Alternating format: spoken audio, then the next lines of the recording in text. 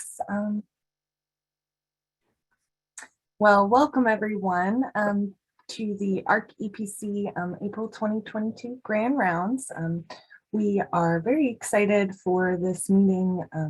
This is the first in a series. This is the first session in a series of EPC Grand Rounds. We have some exciting content planned for the day. I just have a few housekeeping comments before I turn things over to Craig to introduce us. So just as a bit of housekeeping, this meeting is being recorded.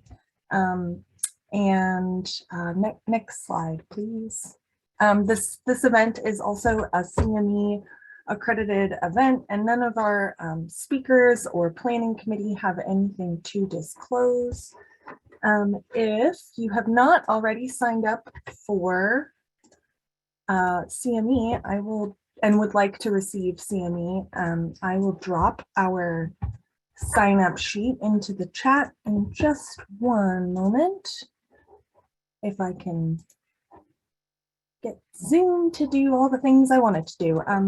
But yes, so I will drop a link in the chat for you to sign up for to receive continuing medical education credit if you are interested. But otherwise, I think we can proceed on to the next slide. Yes, so just as a general overview of our day today, we are going to have a little bit of an introduction from Dr. M.P.H.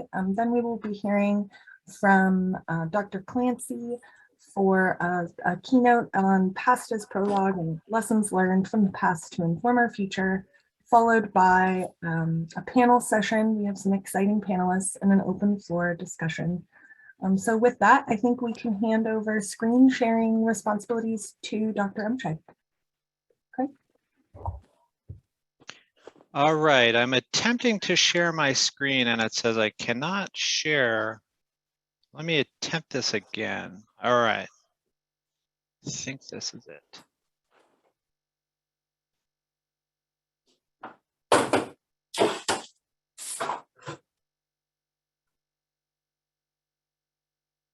I hope you can all see that. Yes, we can. Excellent.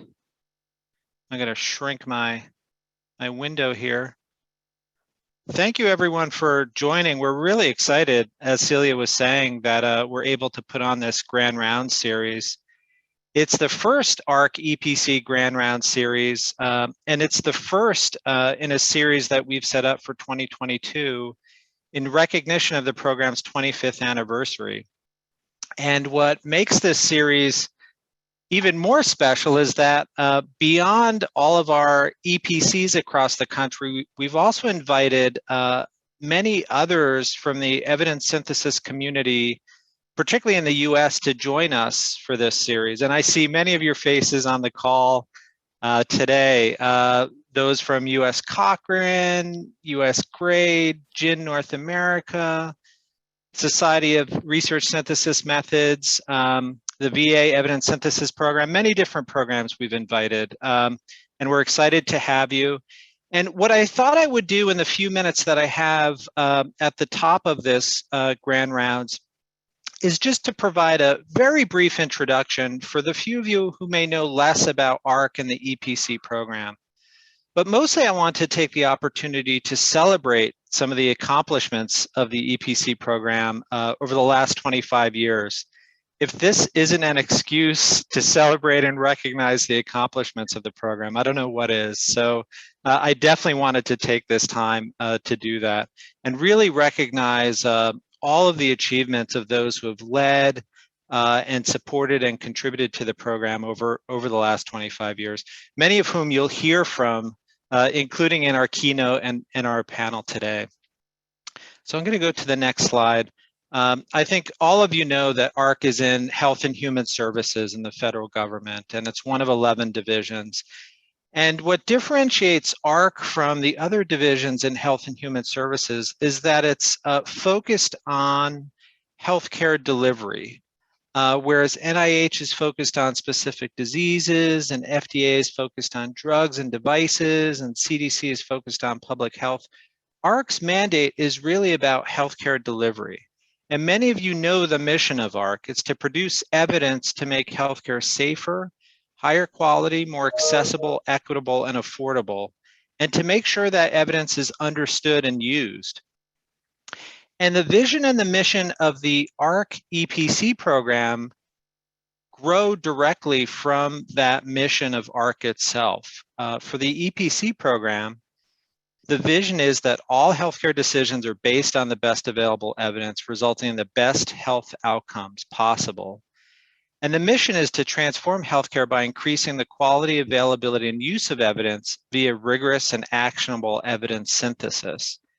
And the program has had 4 goals for many years, which have stood the test of time. And those goals are goals that we actively monitor and keep track of. And they're to build impactful partnerships, produce actionable reviews, advance review methods, and improve the evidence base. And the secret sauce of the AHRQ EPC program is really the end users and the partners who we work with, because any impact from our program comes from the end users who use our work to inform decision making. So research funders like NIH and PCORI use our reviews to identify evidence gaps to help them prioritize their research agendas. Guideline developers, both federal and non-federal, use our reviews to help inform clinical practice guidelines. Policymakers like CMS use our reviews to help inform coverage decisions. So I wanted to share the impact of the program simply by the numbers over the last 25 years. Over 800 evidence reviews completed, over 400 peer-reviewed manuscripts resulting from those reviews. And many of those manuscripts have been in the most impactful journals: JAMA, the JAMA Network, Annals of Internal Medicine, Pediatrics, many of the leading specialty journals. We've worked with over 100 unique partners in performing evidence reviews to inform practice or policy or research agenda setting.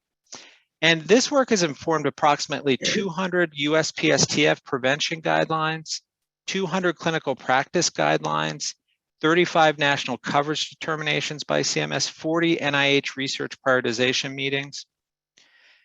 And one of the questions that we often talk about in the EPC program in the 10 months that I've been in the role directing the EPC program has been this Porter question. And this was a question asked by John Porter, the Committee on Appropriations in Congress in the late 90s. So what we really want to get at is not how many reports have been done, but how many people's lives are being bettered by what has been accomplished. In other words, is it being used? Is it being followed? Is it actually being given to patients? And if you look at the topics that the EPC program has helped address over the last 25 years, it's clear that the program has had real impact for patients and providers. This is just a sampling of the guidelines that EPC reviews have informed over the years and societies that the EPC program has worked with on guideline development. This is just a sampling of national coverage determinations that EPC reviews have helped inform. Obviously, all very important topics for the patients that many of us care for on a day-to-day basis. And these are just a sampling of the NIH research prioritization meetings that EPC reviews have provided a foundation for. So clearly all of this work is done by our very talented and diverse network of experts across the country. And currently, the 9 evidence-based practice centers across the country are listed here. Many of these centers have been evidence-based practice centers since the start of the program. And we're incredibly fortunate at AHRQ to have an incredibly diverse and talented group of staff in our EPC division who help develop and lead and manage these 800 plus projects that have occurred over the last 25 years.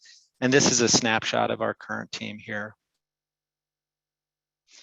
For those of you who want to learn more about the program, don't hesitate to reach out to me, Christine Chang, who many of you know is our Associate Director, and this is our Effective Healthcare website. And with that, I want to introduce Carolyn Clancy, who will be providing the keynote for our first EPC Grand Rounds today. Dr. Clancy is one of those who I referred to earlier, who is a leader who helped create and foster the EPC program in its formative years. Dr. Clancy is a general internist and a health services researcher. She's currently the Assistant Undersecretary for Health for Discovery, Education, and Affiliate Networks in the Veterans Health Administration, effectively the Dean of the Veterans Health Administration. Dr. Clancy's been at the VA for almost the last 10 years, but before that, as most of you know, was the Director of the Agency for Healthcare Research and Quality. And she was in that role for 10 years from 2003 to 2013, really helping to lead the growth of the EPC program over those years. As many of you know, Dr. Clancy has many achievements and accolades, including being elected to the National Academy of Medicine. And so Dr. Clancy will now be speaking about past is Prologue, and how lessons learned from the first 25 years of the EPC program can inform our next 25 years. So at this point, I'm going to stop sharing and welcome Dr. Clancy to provide her keynote. Well, thank you so much, Craig. Good afternoon, everyone. I guess it would be good morning for some people from the other coast. It is really an honor to be with all of you today. 25 years, wow. A real trip down memory lane for me. Can you move to the next slide? So what I just want to cover briefly is where this all started. Now that by definition will encompass the evolution, if you will, of AHCPR, or Agency for Healthcare Policy and Research, to what we now know as AHRQ, because the EPC start or birth is pretty closely related to that. I want to touch on the fact that, in my mind, the hallmark, the signature of evidence-based practice centers is getting the questions right, and speculate with you, or at least kick off the conversation for people who probably have thought about this much more deeply than I. What is the future of evidence synthesis? Next slide, please. So 97, some of you in this audience may be way too young to remember this, or remember it as high achievements in elementary school. But this was the year of the first cases of avian flu. The Balanced Budget Act, I think, which we are still talking about to this day. Very happily, the launch of the state children's health insurance program. Our population in this country was a lot lower. And very, very importantly, President Clinton issued a US apology for Tuskegee. Sort of remarkable, A, that it happened, and B, that it took so long, but happened nonetheless. Next slide. That is, 97 was also, I would say, a year after what we call the year of living dangerously, and what was then AHCPR, which is that our near-death experience. So shown on this graph, you can see that the agency was created in '89. And by the way, it wasn't created out of thin air, right? There was a National Center for Health Services Research, which was part of the Office of the Assistant Secretary for Health. And it gives you some budget numbers here. And these are just high points, all of which, again, include a very strong role for the EPCs. The one thing I would call your attention to, which is not shown quite as visually on this slide, the signature initiative when AHCPR was created was outcomes research, right? And specifically the patient outcome research teams, or PORTs. Now, these were important for two reasons. Number one, it actually said the agency shall do research on the outcomes of care for those conditions that are most common among Medicare and Medicaid beneficiaries, most costly, and for which there is substantial variation in practice. That sounds really easy. You just call CMS and ask, right? I'll just make this simple and say no. We actually had to work extensively with them because they had all of their stuff organized by hospital care, outpatient care, skilled nursing facilities. So very, very different way of looking at the world. But the ports were also the agency's really first lean, if you will, into what might be called research and development. Some people celebrated that. Some people thought this was just using a cookie cutter approach to many different conditions, but it's history now. The relevant thing is they all had a very standard approach that they were to follow, regardless of the condition they were focused on. And the first step was actually doing what we then called a literature review. And they learned a whole lot of lessons, some of which I'm sure were useful to the evidence-based practice centers, particularly around refining questions, right? If you type in cataracts to a search function, and search functions weren't so great in the early 90s, just saying. You know, it's very easy to pull up over 20,000 articles on cataracts. And, you know, so there came the quick realization that the quality of the studies mattered and so on and so forth. But that's really where it started. At the same time, the agency was producing guidelines. Incredibly enough, in some cases, there was a guideline being done on the work that the outcome research team was working on. Sometimes they worked together well, and sometimes the guideline people did their own literature review. Next. We see this in medicine. So this is Cliff Goss, who really in many ways launched a shift away from guidelines to focusing on the evidence. Now, no one usually believes this story, but I am here to tell you that before our near-death experience, we were having a lot of internal conversations about getting out of the guideline business. For one thing, it's very, very noisy business to be in. For another thing, so many people need to be heard that the breadth and focus of the guideline tends to expand exponentially, because that way everyone can feel good about it or they can see their fingerprints on it. And very thoughtful organizations like the Mayo Clinic said to us, look, we're going to have to retool this anyway to fit our environment. What we value most from you is that review of the evidence and knowing that it's high quality and trustworthy. Now, of course, Cliff Goss actually told the Congress in a hearing he was there to repent and try to redeem the agency, having been in a lot of trouble about guidelines on low back pain, which urged conservative treatments and were not wildly popular among all parts of the provider community. And he was there to say, we heard you, we're out of that business now. And that's where we started focusing on the evidence. Just wanted to underscore that he was very attentive to issues related to conflict of interest and ethics from the get-go. Next. So here we have from John Eisenberg, who came after Cliff Goss, I believe in early to mid 97, really focused on healthcare decision makers. I absolutely loved that graphic you used, Craig, you know, where NIH is cures and we're care. Gosh, I wish I'd had it then. It would have been on my car, but never mind.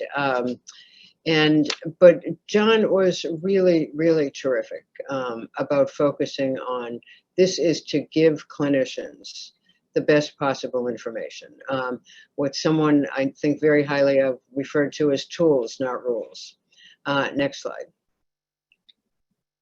And the evidence-based practice centers became a key linchpin of AHRQ's effective healthcare program, which was launched about 2003 or 4. And that work was very highly valued. Next. So this is just a list of some of the topics, but I am going to tell you about a couple, and I bet that Craig doesn't even know about these, right?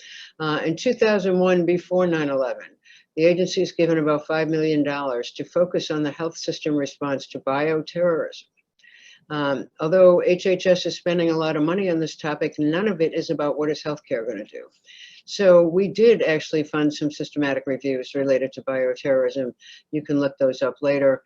In some cases, we also funded systematic reviews on examining the effectiveness of different training strategies for teaching people cultural competency and so forth. I know this because at a Society of General Internal Medicine meeting, I got to introduce the plenary speaker who was shaking like a leaf because most of the programs in place that they could find to review were way too short duration to have an impact, but she was terrified that the audience would jump on her for saying that, you know, training and cultural competency didn't matter. But actually, they weren't that rude at all. Next. So I want to get back to the issue of questions. So when I first came to VA, for a variety of reasons that I won't go into in great detail, we wanted our evidence synthesis program to focus on what do we know about the quality of care provided by advanced practice nurses. Some of this had to do with the fact that although a very, very thorough review had been done, it was done by a team led by nurses and funded by a nursing organization, just in small part. So we thought it would be really, really helpful to have an independent look. So I said, well, I know Mark Helfand, I'm calling him up right now, and I did. And by the end of 40 minutes, I was like drenched, you know, because he and his colleague pushed me very, very hard. What are these specific questions? That was easy. What are you going to do with this information? You're already sitting on a good review. How is this going to help? And why is it that our doing an independent review would be helpful?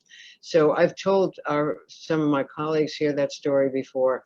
It's actually incredibly helpful because it makes you focus, and you can't get the questions right unless you're that specific and concrete about what it is why I need to know and what is the specific information I need. Next slide. So another quote from John Eisenberg. If those of you are wondering, you know, God, she's got a thing with John Eisenberg. I did, yes. He trained me from the time I was a fellow, and then we reconnected when he came to be the director at AHRQ. So I had the privilege of knowing him for quite a few years. But he also focused on the fact that evidence can be necessary but not sufficient. And the findings, you know, need to be translated into information that's useful for each healthcare decision maker.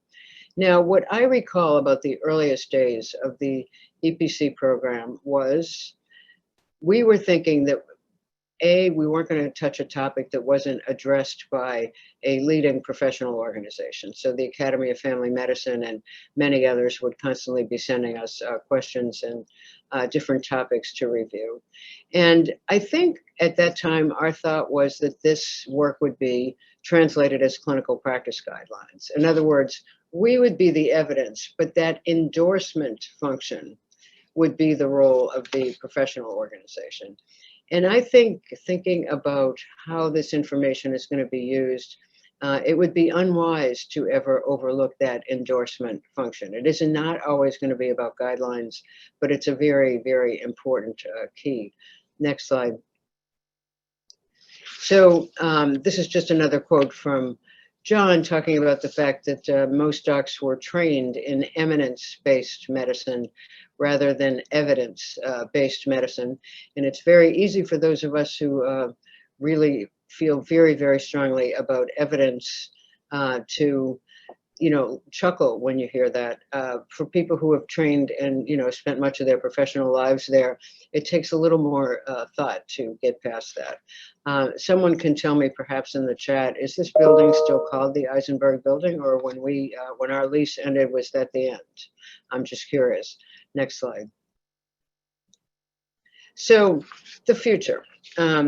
Clearly, I think there's a growing audience of people who actually understand evidence reviews. Now, they're not going to know the difference between AHRQ, VA's program, the Cochrane collaboration, or anything like that. But what they get is there's a whole lot of information out there, and sometimes it's contradictory, and that there are some really, really smart people who can make this clear and in a transparent way actually share what we know and what we don't. What the use of big data, I think, from my standpoint, has not been thoroughly explored enough. So, Craig, I'm hoping that you and your team really take this on. After all, reviewing the literature feels like the obvious place to start for everything, and it usually is. But it also can feel like it's got a bigger role than it does, because actually getting to the data you need is much harder. Well, those days are kind of numbered if it's even still an issue. And the question is, then what are we looking at the evidence for the algorithms we used, for our codes, and so on and so forth. And in preparing for today's meeting, which has really been something I've been looking forward to, the timeliness issue is really a big deal. Deb, Zarin, I hope I am not stealing your thunder, but I was really, really struck when you said in all the work you did in technology assessment, usually you knew the right answer in a couple of days and then spent a year bulletproofing it, which is quite a fascinating thing to know. Sometimes we do turn to our evidence synthesis program to just say, you know, what we'd really like to know is if we give pro bono dental care to veterans, will that impact their overall health? I don't necessarily need to know how much pro bono dental care we got to do. I just want to know what's out there. And, you know, can you give us a hand that way?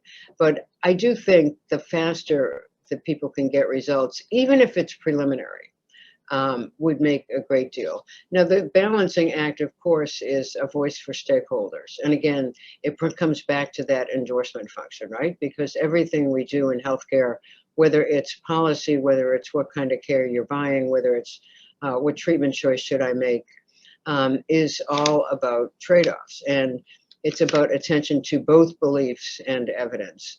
So I think the faster you can get some good information out there, maybe it's a preliminary report, or I'm noticing more and more we're talking about living reports. I think that is going to be hugely important for the future. So with those speculative thoughts offered with some humility given the members of this audience, next slide, I just want to close by saying congratulations on 25 years. And I am utterly thrilled that you're in really, really good hands for the next 25, or at least the beginning of the next 25. And thanks so much for the opportunity, Craig. Thank you, Dr. Clancy. I'll hand it over now to Mark, who is going to introduce himself and the panel. Oh yeah, actually, I might have forgotten to introduce myself. Thank you. I'm Mark Helfand. I used to direct an EPC, also directed Cochrane West at some point in the past. But since the mid-2000s, I've directed the Scientific Resource Center for the AHRQ EPC program. So the role of the SRC, we put on these meetings, and we do other centralized services for the EPC program, including working with nominators to try to develop topics and over various times. We do the peer review, we do quite a few things. But I don't want to spend time on me. I'm going to briefly introduce all three panelists who are going to then each give a short presentation. Then we'll have time to talk. There's going to be time later for a group discussion. So you guys, so anybody in the audience can put a question in the chat. We won't get to it till after this moderated panel discussion, but then we'll have an open discussion. So questions for the panelists here or Carolyn, you can put in the chat and we'll get to them after we have a discussion with the panelists. So with that, all three panelists have had a role in the AHRQ EPC program. David Atkins, as you can see on the slide, was formerly the Chief Medical Officer and for the essentially involved in the beginnings of the EPC program. David had been involved in the Guide to Clinical Preventive Services before this was an EPC project, and oversaw the transition really to the EPC program, taking that the USPSTF over. Deborah Zarin directed the technology assessment program in the era that you heard Carolyn mention, when there was a great deal of sort of cultural exchange with CMS to come up with a role for the EPCs in the program, and in making that technology assessment an identifiable component of the EPCs distinct from the task force and from the work with guideline groups and other aspects of EPC work. And Stephanie, I can't imagine anybody doesn't know Stephanie in this audience. She directed the EPC program she's Craig's predecessor in directing the EPC program, and she's currently deputy editor of Annals of Internal Medicine. So with that, I'll get out of the way and we'll hear from, I think, whatever the slides say is first. I guess that's David.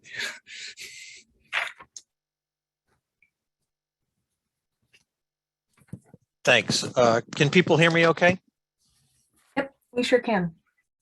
Great. So I'm just going to take 5 minutes to reflect a little bit on my transition to VA and working with what we call our evidence synthesis program, and my continued work with Mark running a coordinating center there. And I think coming to the VA, provided some real advantages in doing evidence work because we had a very specific customer in the clinical program leads, the research programs, or the patient groups who nominated topics. And so where in at AHRQ, we were often trying to serve all audiences, we could really focus on a particular owner, and we could drill down, as Carolyn alluded to exactly how this evidence was going to be used, whether it was developing a VA guideline, thinking about a policy change in VA, or in our research office, setting our research priorities. The second was we were able to focus on literature relevant to a VA context, and that allowed us to narrow the net that we cast and sometimes expedite the process of finding evidence that we felt would be relevant to the VA population and the demographics of the veterans that we serve. The third, and I want to thank Mark's team for this, was the development over time of different evidence products tailored to the explicit purpose and timing, and I'll give you an example of some of those. But we knew that sometimes we were getting requests for evidence where there was a particular decision that had to be made on a particular timeline, and so we didn't have the luxury of a year-long process. And so we've adapted a number of different products to meet those different needs. And then lastly is just over time thinking about ways to shorten the process. I think we've been able to turn around reviews in about 9 months for our full products, and as short as 3 to 4 weeks for some of our abbreviated products. And some of that is by doing a better job at focusing our literature review. I think we've limited some of the detailed data extraction and detailed appendices that often are part of, or at least when I was there, the long evidence reviews produced by AHRQ. And we've abbreviated and focused our peer review process as well. Again, we are an internal health organization. We don't have the problem of serving the entire public and having to have responses from 12 different professional organizations. And so we've saved a lot of time and effort there. And I would say from my perspective, I don't think it's worsened our product. I can't say that all of what we've been able to do could be adaptable to AHRQ. And then I think most importantly is realizing the value of VA-specific data for providing context. And so we are exploring, although I would have to say we are at the early stages of this, bringing into our reviews actual data from our electronic health records to see if we're studying a particular intervention and we have clinical trials that have enrolled a certain patient population, to see how well does that match the patient populations who are getting that service within the VA? Do we think that there's external validity to the evidence that we've reviewed? And sometimes thinking about the value of that observational data even in terms of generating observational evidence. So let me just take 2 more slides to show you about different products. So this is a variety of evidence products that we've developed for different partners. As I said, our typical review takes 9 to 12 months, and that looks like a somewhat shorter version of an EHC review. But we have done things that we call evidence briefs, which are a much more focused review. It's a synthesis, but more focused on perhaps a single question. And then we have some evidence inventories and compendiums, which are less of a synthesis, but are a collection of literature with varying degrees of annotation to help walk our audience through the products. And then we also have something that Mark has helpfully termed evidence assist. And these are sort of memorandums that really provide a contextual sort of discussion of the evidence and the complexity. And I'll just talk about one example of that was when Congress sort of asked us to look at, probably because they had a benefactor who had a particular company in their district that made one of these devices. But the question was, what's the value of tests that can be that can augment the value of computerized tomographic angiography? So these are basically computer programs that can enhance the signal and to try to measure functional flow reserve. And what was really critical there, given that there wasn't really a huge amount of evidence, was really just understanding how these tests were used in the flow of work in diagnosing patients with possible coronary disease. How many facilities actually had were using CTA in their process of working up patients with coronary disease? What was the performance of the current testing in terms of sending people to invasive angiography? And then how could this test, even under ideal circumstances, actually improve or not our performance? And so a lot of that wasn't even really direct evidence from the literature. It was just really understanding the nuances of how care is delivered in the VA and where this might fit into it. And that was just as useful or more useful than the actual synthesis of the review.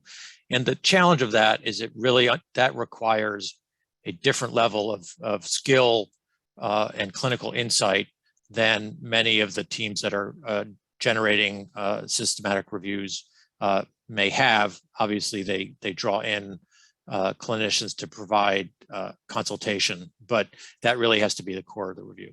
I'll close with a slide. Next slide. This is something that we call evidence maps, and I realize that you can't really read the screen very well, but these are 2 maps, and their aim is really just not to synthesize the evidence, but just to say, within a particular field, where has most of the evidence been generated, and these are just looking at systematic reviews.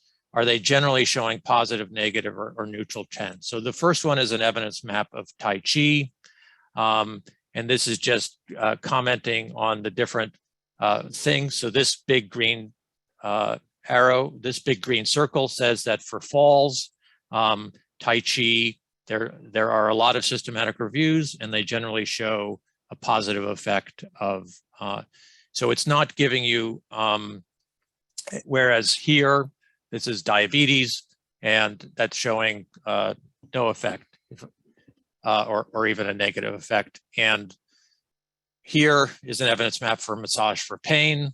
On this, the axis is the quality of the evidence, and on the bottom axis, the x-axis is showing potentially better or worse. And so you can see that the more recent systematic reviews for low back pain tended to show a positive effect and a growing number of benefits for massage for low back pain, whereas for fibromyalgia, there was generally not showing much positive effect of massage for fibromyalgia. So I think I'll close with that, and I'll just say, in terms of reflecting on what the challenges that still exist. You know, one is how valuable is the effort to find every last bit of evidence? And so I was always struck by the efforts to turn over every stone and wondering how often that identified high quality evidence as we look to foreign, certainly the farther reaches of foreign literature, meaning foreign literature that hadn't been translated into English and things like that. The other is what gets included, and it always disheartened me when I saw results that said we reviewed 10,000 abstracts and included 7 clinical trials. And you know, was there really no useful information in those other 10,000 studies? And that gets into when is the use of observational data useful. And I'll close with just one last example using observational data. We did a study in COVID to look at remdesivir use using observational data in the VA and showing that obviously one of the arguments for remdesivir, and that was used for the basis of its EUA, was that it led to shorter hospitalization. And we were actually able to show that in the VA, patients who got remdesivir often looked like they were staying longer, in part just because they had to complete their course of remdesivir. So it's a good way to sort of do some reality check to the clinical trial data, which often gets the preference. And I'll stop there. Thanks. Okay, we can turn right away to you, Deborah, if you're ready. Great. Thank you. I could have the next slide, please. So I was the Director of Technology Assessment Program from 2000 to 2005, during which time we did about 45 technology assessments, 14 of which were related to diagnostic technologies, most of which had to do with PET scans. And so there were what we called the PET scan wars, and I'll comment on that in a minute. But general observation is that, you know, the analytic framework that we used was essential to guide our analysis, but not necessarily convincing to the general public. One attribute of doing the technology assessment is they would be used by CMS or Medicare in a coverage decision. There would be a public meeting, and literally someone who honestly was generally paid by a law firm representing the technology industry, whatever company it was, would wave an article in front of us and say, why didn't you consider this article, which says, you know, PET scans are perfect for breast cancer, or PET scans are perfect for this. The other attribute was there would always be an elderly couple, one of whom would say that the other person was only alive because of this particular technology. So it was a very contentious advocacy type of situation. We spent the vast majority of our time, as Carolyn anticipated in her comment earlier, explaining why certain publications were not included essentially in our analysis, or why they were non-contributory. And generally, it's because they were addressing, from our point of view, the wrong question. They might have been addressing a question that mattered for some other analysis, but not for the coverage decision that we were working on. There were frequently design flaws that made them uninterpretable, or inadequate reporting. In other words, the publication didn't have the information that you needed to use the information. And also, we knew that we were unable to really account for publication bias, which we knew was rampant, especially in the device world, I might add. Other reporting biases, for example, where certain outcome measures weren't reported, or adverse events weren't reported, or weren't fully reported, and deviations from the pre-specified protocol. So in general, with the publications, there was no way to know what was pre-specified versus sort of the result of a fishing expedition. Next slide, please.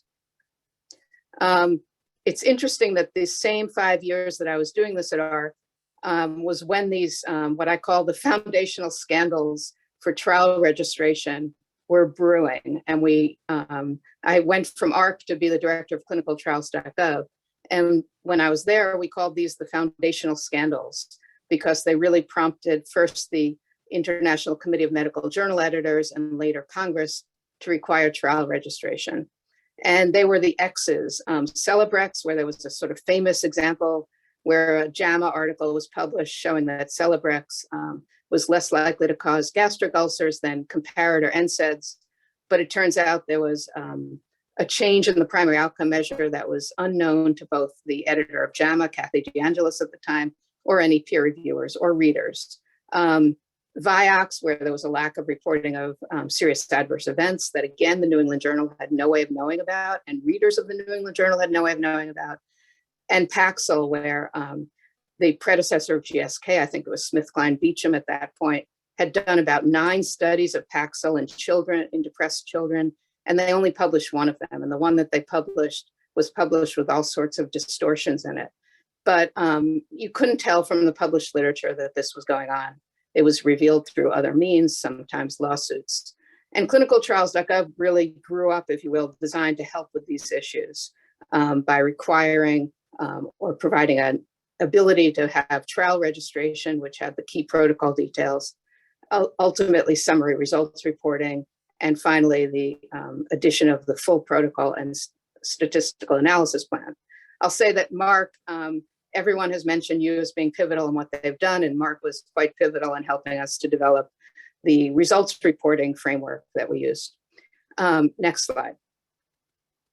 So given these things, given that the world has learned a lot about the problems or deficiencies with the published literature, both in terms of missing information, meaning publication bias or trials that were never published, and other distortions in publication. I've come to think of evidence syntheses as being better off focusing on identifying trials of interest, at least when we're talking about the interventional clinical trial space, leaving aside the observational data in part of the evidence framework. But if you think about it as identifying trials of interest rather than publications of interest, then you might go about it differently, and you might take advantage of the epochal change that's happening with trial registration. So the structured search at clinicaltrials.gov allows you to do a much more specific search than, say, PubMed would allow, because you can actually, because clinicaltrials.gov includes structured information, you can actually design the search to find all of the elements of the PICO framework.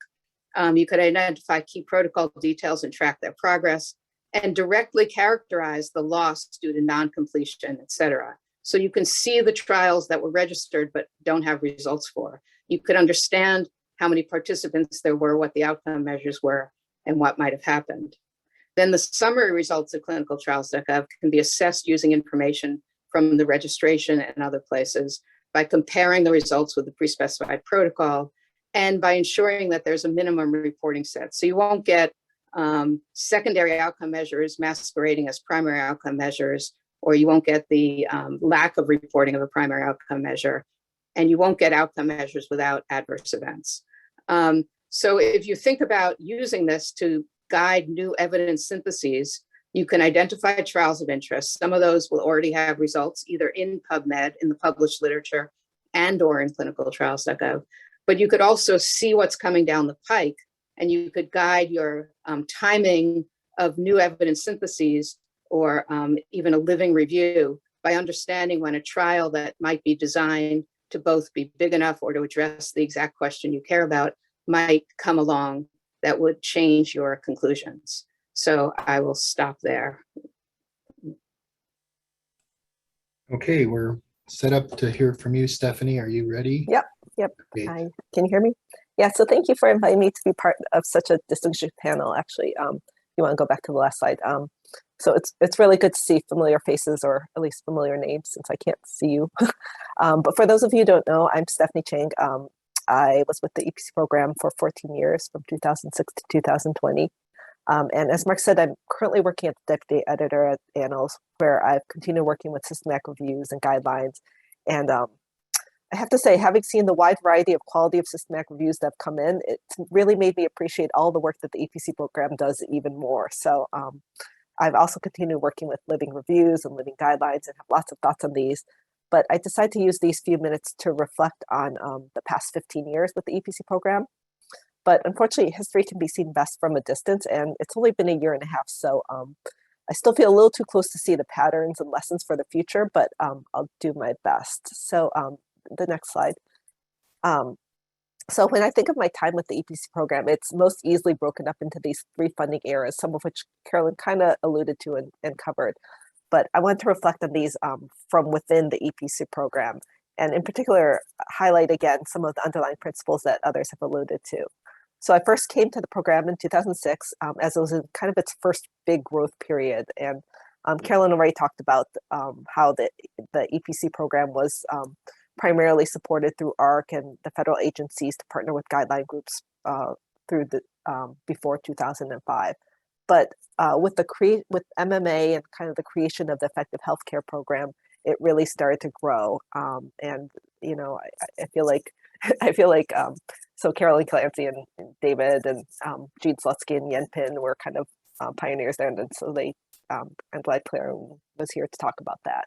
But some of you who were around then may remember it was a triad of the EPC program, the Design Network, and the Eisenberg Center. And this was really our first iteration of that knowledge translation cycle that's really kind of kept coming back. The idea was the EPC program would synthesize knowledge, the Eisenberg Center would engage and translate that knowledge for decision makers, and the Design Network would conduct research using administrative data sets to fill knowledge gaps.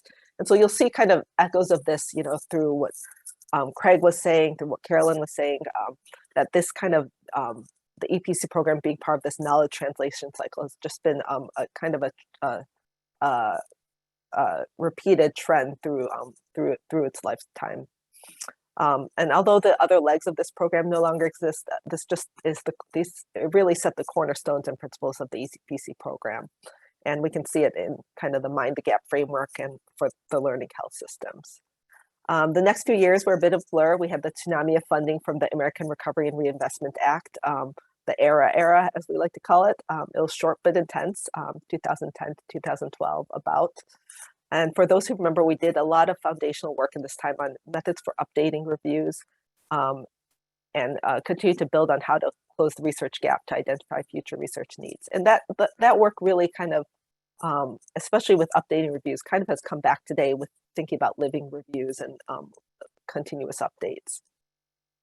And then kind of the most recent era, the Peace Corps Trust Fund support, starting around 2013, has really allowed us to bring back, reincarnate some of the original principles from the HC program.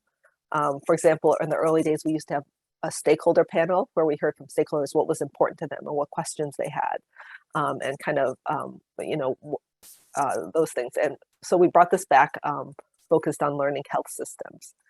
While we didn't have the Eisenberg Center any longer to kind of translate the knowledge, the evidence from our reviews to various decision makers, the EPC program circled back to refocus again on plain language and accessibility finding. We evolved with the times and explored ways to make knowledge more findable, accessible, interoperable, and reusable, or FAIR.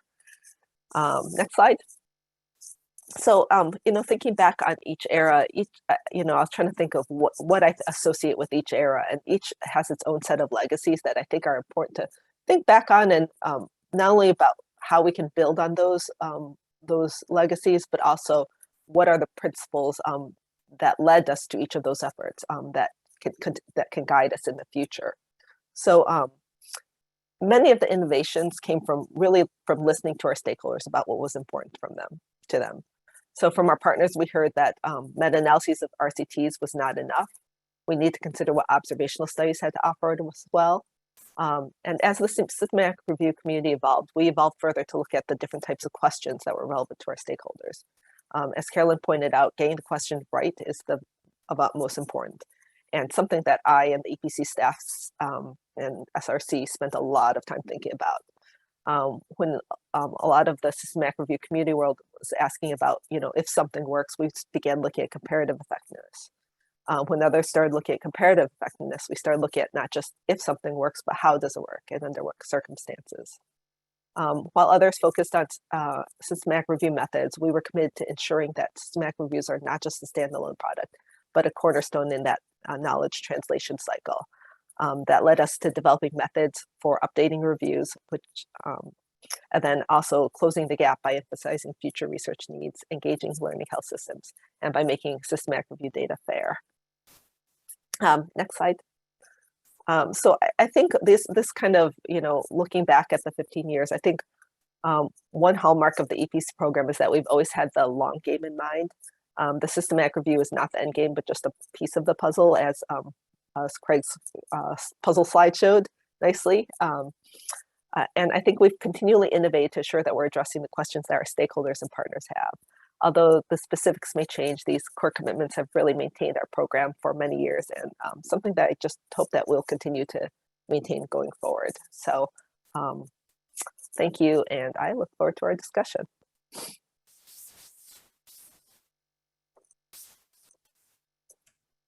Well, good. So we're going to start the discussion with the people who have spoken, but really the topic, the overarching issue here, right, is the future, the next 10, 15 years. And I wanted to start with a sort of a question about, everybody's touched on something. They've touched on the technology assessment program, the comparative effectiveness work. Stephanie sort of laid these eras out, guidelines, which go back to the very beginning. I guess I'd want to ask each of you, where do you see these areas going? We'll get back to the learning health system in a minute, but let's start with guidelines. Guideline groups have been steady customers for EPC work. What do you think is the role of clinical guidelines in the future? Do you think they still have a central place in clinical policymaking? Do you think it's eroded or declined or just strengthened or changed? What is your sense of, how important systematic review is in the guideline world, but more broadly, how much guidelines are the main vehicle as they were in the beginning, as Carolyn said, the main vehicle for taking this evidence forward? I guess I'll start with you, Stephanie, since you talked about these sort of eras. Yeah, I guess I would definitely be on the pro side. I think there's a reason why they've continued to be our steady partners and stakeholders through these 25 years. I think despite how much we try to boil things down, people just want to know what to do. And other than large group and organizations, most people don't really have time to weigh all the benefits and harms and all the other factors that go into it. So I do think that the role of guideline groups as a partner for systematic reviews will continue to be essential. I think despite the fact that, there are often no teeth, I think the guideline groups are finding their way to kind of partner with, the further downstream organizations and policymakers, and so that, this really is kind of a full evidence into practice cycle. So I would be on the side of, yes, I do predict that guideline groups would continue. Now, not to say that they won't evolve. I think there are changes, and there have been changes, as NGC has kind of put in, IOM have put in different standards, but I do think that it still will remain a core partnership. Yeah, so Mark, just build on that for 1 second. It's Carolyn. Sure.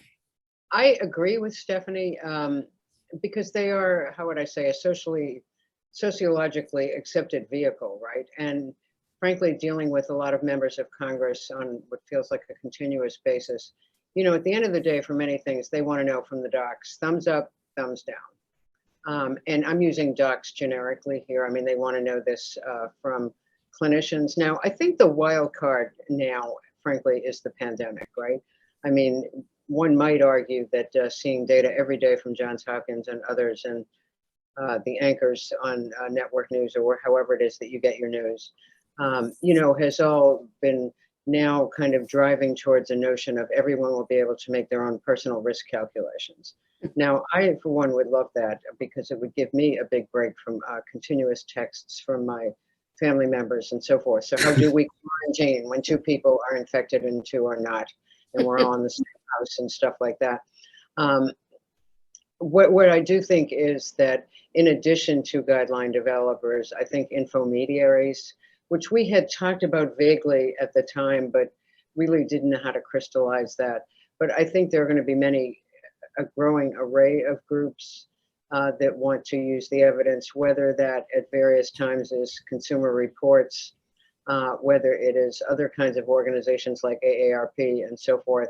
It's another way of getting to the who do you trust, a trusted source that can give you information about what it is that you want to know.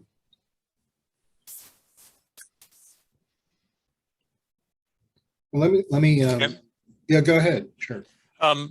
Yeah, I'm not sure if I'm close enough to the professional society environment anymore to know about the various impetus, but I do think guidelines become the grist for other things that are not going to go away, and those are performance metrics.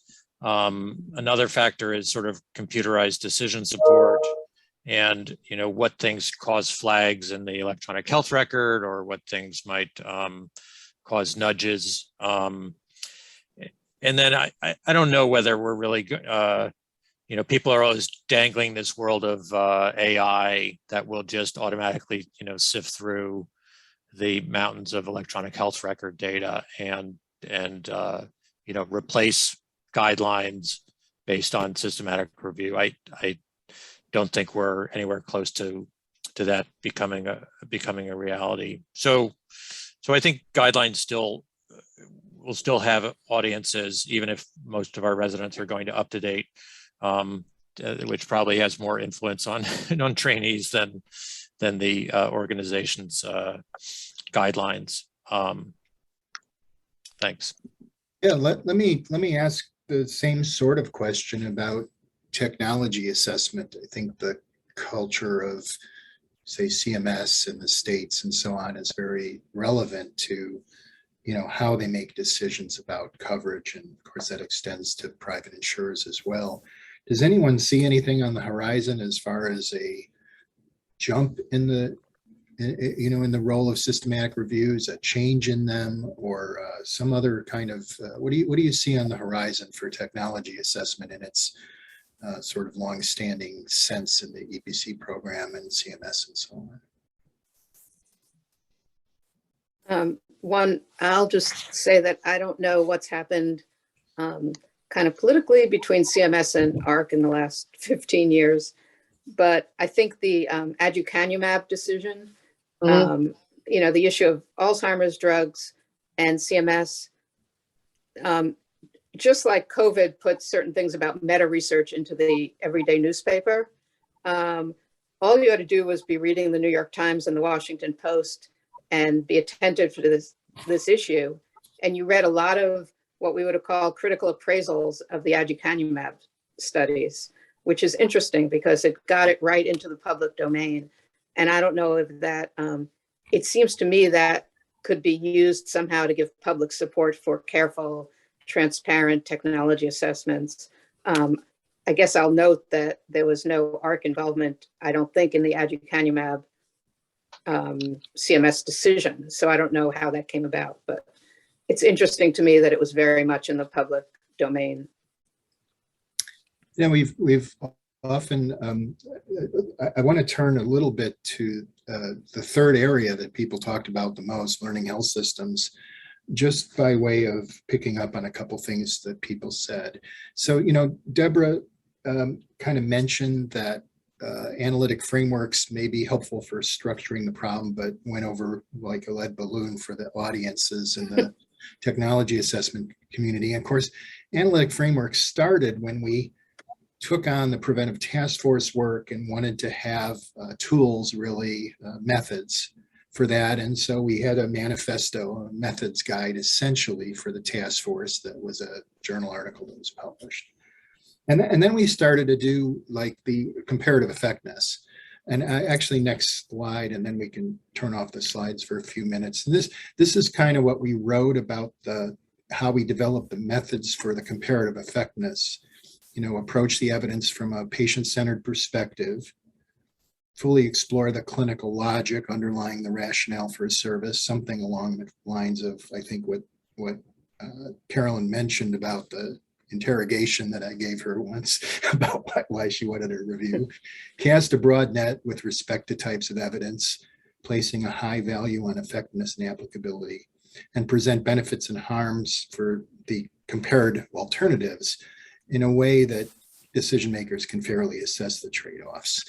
So this kind of got us through the CER era. Now, both David and Stephanie talked a lot about the learning health system. Do you think the pivot, if you will, or the sort of broadening to the learning health system requires some changes? I mean, there's cultural differences between, I'd say, the EPC outlook and that of health systems. And are our methods and approaches suitable, need to be adapted, or should we sort of start over like we did a couple times?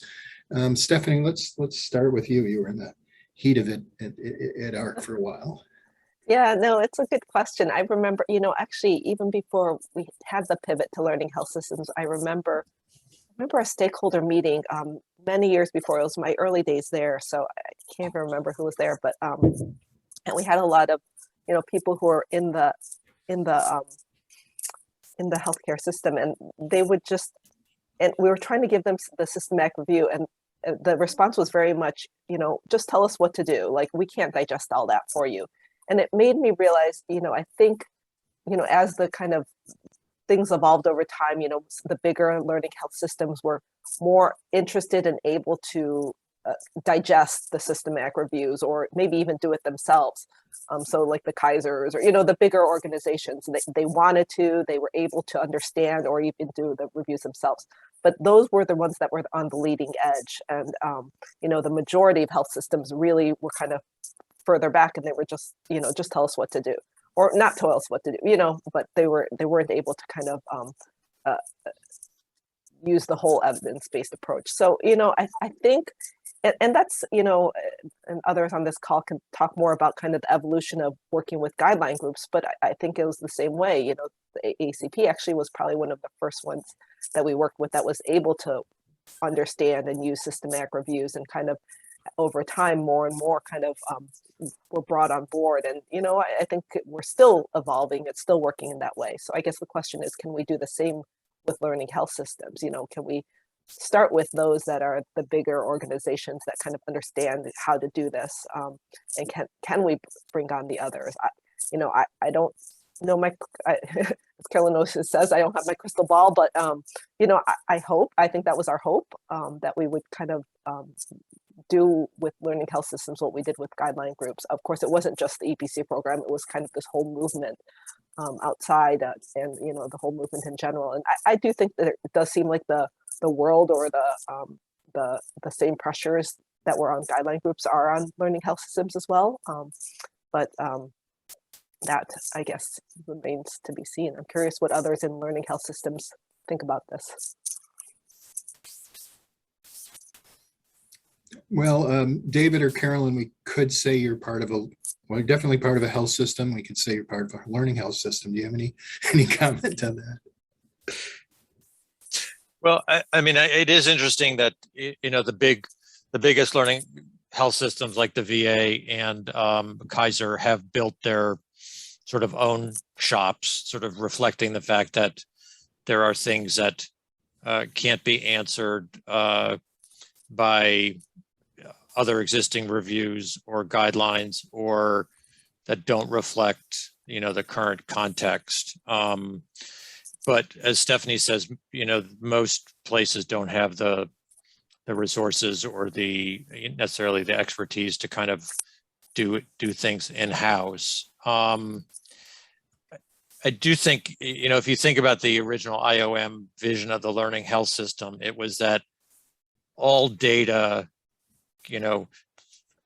contribute back to learning. And so it does sort of raise this question in the context of evidence generation. Where does that data generated in the practice of care without randomization, what does that add to our learning, and can we extract that data in a way that's useful and not, overly confounded or biased? Because, and I can't say, and certainly in the VA, we are constantly looking at our data and looking at performance and finding variation in performance and using that to sort of drive things. But we're also continually, our chief, our program leads, who we call chief consultants, are very aware of guidelines and standards of care developed by external organizations through traditional processes. And they're thinking about how to push that as well. So I think we haven't yet gotten to the place where we've figured out how to blend those two types of information in a way that's seamless for an organization that's trying to continually improve performance. Yeah, we have so by the way, we're in the open floor discussion part of this. Any questions? And Ian has started that off with a question, a follow-up to mine on guidelines. And I'm not sure that the panelists are in the best position to answer this. So Craig, you can jump in if you have an answer. But, the question is, so let me give some background that maybe I'm reading into Ian's question. But, what we did as we evolved with the guideline groups and the technology assessment, Deborah made some reference to this, is, a year of bulletproofing or 2 years of bulletproofing. I mean, we did long reports with lots and lots of homework, show all our work because we wanted to be bulletproof for guidelines and for national coverage decisions. And so that, I guess that's my background to Ian's question, which is whether there's a perception out there that the EPC program products are too focused on specific end users, such as guideline groups, whether, for example, the sort of trappings of an EPC report, which I think people over 25 years have grown to respect greatly, if they see that as kind of niched to guideline groups or to some specific audiences. Does anyone have a thought about that? Well, I guess what I think, Mark, is first, Ian, thank you for the question. I think for a learning health system, you've got to be thinking about how do you provide information to a variety of different interested parties who are helping to provide care. Now, I'm not sure that I would get that right down to environmental services, but I mean, you've got a whole array of clinicians who are part of a healthcare team who are coming at this from a slightly different perspective. And I don't think that the early evidence reports certainly got to that, right? I have a recollection, and this is not a personal comment, Eric, but it was Eric Bass, but this was one of your teammates who came and did a presentation at AHRQ on all of their work in a systematic review. Very, very nervous, incredibly fine work, but went into such detail that, at the end of this, you felt like A, relieved, and B, why exactly were we looking into this question? And, because in the end, option A and option B were very closely related. And I don't think that we have begun to do, certainly at VA, have begun to develop the skill to be able to translate that for multiple audiences. I would also say that during the past couple of years, we have seen the notion of a learning health system, because VA has actually published a series of reports, online, trying to learn from our experience over the past 2 years, and have published a lot of papers in important journals and in not so important journals. And of course, many of those have shown up on preprint servers. And they've become weapons in this political, very strongly divided country about how good is hydroxychloroquine and so on and so forth. You haven't lived till I spoke to a pharmacist who used to work with us, doesn't even work for us anymore, being pummeled by CNN, you must be on TV tonight. And he was terrified and had 6 classes to teach that day and wanted to know how to unplug the phone. But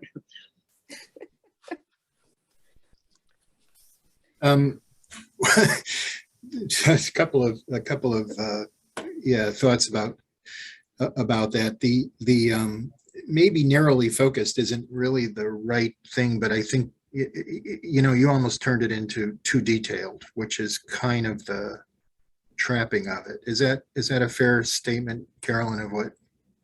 Yes. Yeah, you weren't agreeing with narrowly focused, but rather No. with sort of how it reported. Let me just pick up on something else that you mentioned in the chat before I get to Eric's question.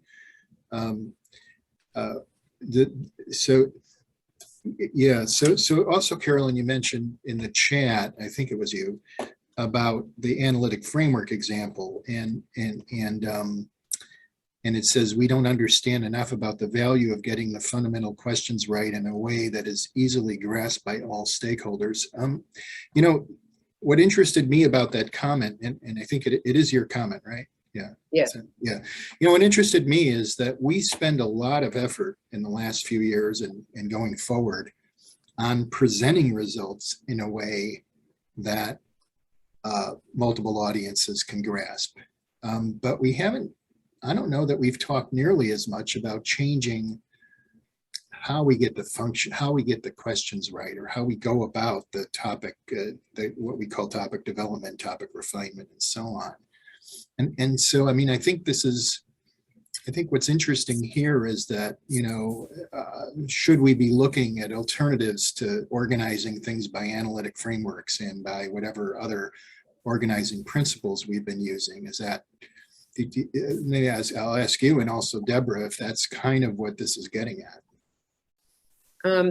Yes, it is. So around the time of the birth of the EPCs, I got on a call with Tracy Liu from Kaiser, who was then telling us about a cost effectiveness analysis that they had done. And I was, you know, utterly thrilled to hear that this highly regarded private system was actually thinking in terms of CEA. Well, they had a fundamental question, which was at the time when evidence emerged that it made sense to have rapid cardiac intervention shortly after having a heart attack. They didn't have enough cardiologists. So the question before them was, and it took them some time to get down to this, should they contract out for private sector cardiologists? Now, this is like a death knell to the Kaiser culture. But it was in structuring the question that the organization made their decision. Now, Tracy and her team got a lovely JAMA publication out of this, but that was many months after Kaiser had decided we are not going to contract out because this would be bad for us and bad for our culture in a way that we don't know that we could handle. And I think it's those dynamics that we need to learn more about. So when I made the comment on the slide about analytic framework, I was still thinking about especially diagnostic tests. And so the framework that we would have for, like, how do you decide if PET scan for disease X was useful or provided, you know, more benefit than harm, however you frame that, meant that there were certain kinds of studies that we were interested in and certain kinds of studies that we were less interested in. And that understanding in the general public wasn't there and probably still isn't. In other words, if you see an article that's entitled PET scan extremely accurate in detecting breast cancer, why in the world would this silly group from AHRQ not really consider that? You know, and it was after there was the Fryback and Thornberry model. And, you know, those of us in the evidence synthesis world had, I think, a pretty good consensus on how to think about evaluating diagnostic tests. But I don't think the general public did. And they always thought that the negative decisions were based on cost. And not only were we forbidden from considering costs, but I used to say these results were valid even if you conceded that the cost was zero. In other words, if the test was free, in all these cases, we would think this still wasn't a good thing to do. And having the general public understand that, I think they just didn't understand. I mean, some people did, obviously, but many vocal people didn't. So I'm going to go to Eric's question. It seems it's a great question, and it's a detailed question. It'd probably be better if Eric said it himself, but we'll follow the rules here. But Carolyn's already answered it. But basically, the idea is that you know, the burden of proving prior authorization is apparently driving specialties nuts. And many of them are trying to get their own syntheses together to deal with these kinds of issues. And I'm not aware that the EPC has a, is moving in that direction. And it's eye-opening to me just because, we're looking for new audiences. And so our approach to specialty societies is more guidelines. So this is different. And his question is, what do you think about focusing some of the program's attention on developing timely, tailored evidence products focused on appropriate use criteria and related prior auth protocols? Now, of course, that's a question for AHRQ and for Craig, so we won't ask them. We're going to ask the panelists first, and maybe you got some input for AHRQ to use in that question. So Carolyn's already chimed in. Anybody else have an opinion on that? I mean, one view from 100,000 feet, which is where I am on this issue, is one compelling thing is if you have good evidence of heterogeneity right now.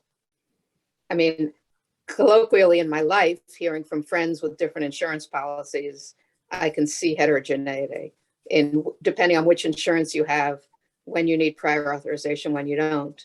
But that seems like a good, that makes me think it's all about cost. And the question is, how compelling would it be to health plans if you're basing it not on cost? Yeah, Stephanie or Craig, I mean, in your positions, has this come up? Is this something you've discussed? Obviously, you might have discussed it with Helen, or other people may have come to AHRQ. Has this ever come up? I can't say that I recall it coming up before, so I think it sounds like an interesting idea. I don't know. I think I agree with Carolyn. Who would be the person that would come to us with the question? Is it something that the EPC programs could do in a timely way? What are the criteria? So all sorts of questions, but it seems intriguing. Good luck, Craig. Yeah, and Eric, you should unmute. I can't really be your Cyrano here in case you wanted to chime in after Craig. Yeah, go ahead. I was just going to say that, I could imagine guideline groups being the end users of this type of work. So a review informing protocols that they may want to advance around prior auth. That said, that's complex because if they're coming from specialty societies, there is obviously often a bias. So then the question gets back to, does AHRQ independently want to be part of the guidance, the more well-defined guidance business? It's an interesting question, but one that I don't have a short answer for now. I can just say there was, it was actually a lively discussion. There's huge interest in this topic across specialties. It's obviously a major problem for most physicians and their patients who are who are sort of doing battle with prior authorizations all the time. It's a major source of dissatisfaction in the physician community. And it strikes me that although I think guidelines still have a role, sometimes the work that we do to support guidelines is sort of diffused by trying to do all the evidence for a comprehensive guideline, and we sometimes don't focus enough on where the greatest impact might be.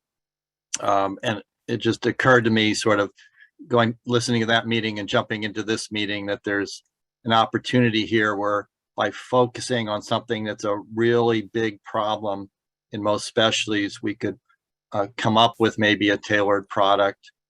We'd have to think about how to deal with the vested interests of the societies that are driving this, but I think that's surmountable in the spirit of accomplishing our overall goals. I also do think I don't think that AHRQ could handle the political heat alone. Yeah. Now, CMS at least has always had what do we call that, Deborah? Their large extended advisory group for technologies. Oh, the MACP. Now it's, yeah. Yeah, I mean, that would be one logical thing with some private sector representation. And this would take some time to have, you know, kind of a protective thing around it.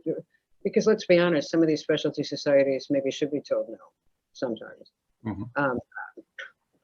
I'll just say, you know, the problem is that often those prior authorization arguments get around to clinical nuances that are very hard to interpret. We tried to see whether we could take choosing wisely and look for inappropriate MRIs, you know, for back pain.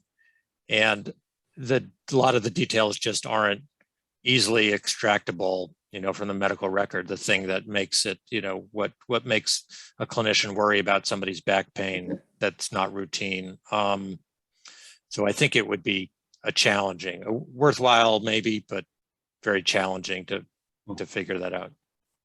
And Eric, I don't think CMS could do it alone. I'm a huge fan of Helen's. Yeah. But you know, that would be like the doctors say we should do what we want. Yeah. Well, we are, so we're out of time for our discussion. We have another question from Karen, but honestly, Craig, I want you to take a look at that. I can't really justify continuing this without, you know, sort of staying on schedule, but I do want to thank all the panelists. That was really fun. And it's also very fun to see all the, at least names, maybe not familiar faces, but familiar names in the audience. So, and then some who aren't familiar. So just thanks very much. This is a great way to kick off the year of the 25th anniversary celebrations, and we'll see you again soon. And I'm sending you all my papers. We're not done. I'm turning it over to Celia, I think, for some kind of wrap up. Sorry. Yeah. Yes, wonderful, Mark. Thank you. I echo Mark's thanks to our panelists. I think this was definitely gave me some good food for thought for the future. So very, very wholehearted thank you to the panelists. So I just have some updates for our future sessions in this series. We are tentatively planning another Grand Round series where you are all very welcome to join us. And that is going to be occurring on June 9th. It's tentatively going to be occurring a little bit earlier in the day. So about 9:30 to 11 a.m. Eastern. We're lining up some additional panelists and keynotes that's going to be in a similar kind of style to what we did today. So we hope you all can join us. I have a few comments for some of our non-EPC attendees. So for the EPCs, we will have a 15-minute break, and then we'll come back for a little bit more EPC specific content. But for our non-EPC attendees, I am about to drop in the chat a few housekeeping items. One is our evaluation survey for this event, and to give us any suggestions for improvements, or if you have any ideas for future Grand Rounds, EPC Grand Rounds sessions that you'd like to see, feel free to complete that evaluation survey. And then I did also just want to let everyone know that if you have registered for this April event, for the non-EPC folks, if you have registered for the April event, you'll be automatically included in our distribution lists for the future sessions in the series.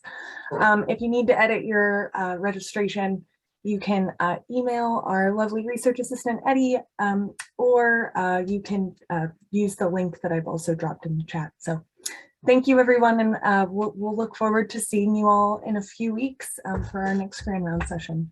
And EPCs, we'll see you in about 15 minutes. Thank you.